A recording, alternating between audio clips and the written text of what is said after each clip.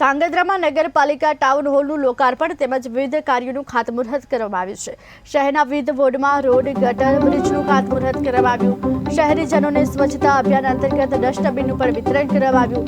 જિલ્લાના સાંસદ સભ્ય, ધારાસભ્ય તેમજ પૂર્વ કેબિનેટ મંત્રીના અધ્યક્ષસ્થાને કાર્યક્રમ યોજાયો। વેપારીઓને પ્લાસ્ટિકની બેગ ન વાપરવા નગરપાલિકા પ્રમુખ દ્વારા અપીલ કરવામાં આવી। શહેરોના વિકાસ માટે એક આગવા પ્રકારની રચના થયેલી છે।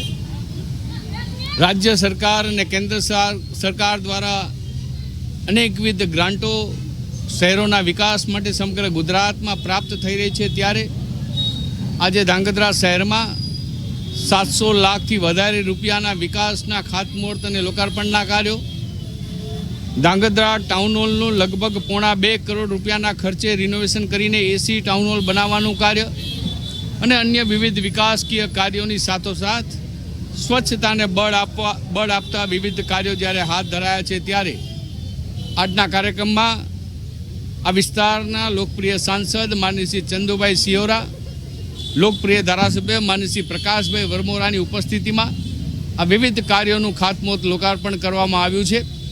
ધાંગધ્રા શહેરનો સંકલ્પ છે કે ધાંગધ્રા શહેરને સ્વચ્છ, સુંદર, રળિયામણું, હરિયાળું બનાવીએ અને સંકલ્પમાં બધા જ શહેરીજનોનો સાથ અને સહકાર પ્રાપ્ત થાય। ગુજરાત સરકાર અને કેન્દ્ર સરકાર તરફથી જે શહેરોના વિકાસ માટેની જે યોજનાઓ છે, એ યોજનાઓના ભાગરૂપે આજે ધાંગધ્રા તાલુકા મથકે 163 લાખના ખર્ચે ટાઉન હોલનું રિનોવેશન અને ટોટલ 700 લાખના ખર્ચે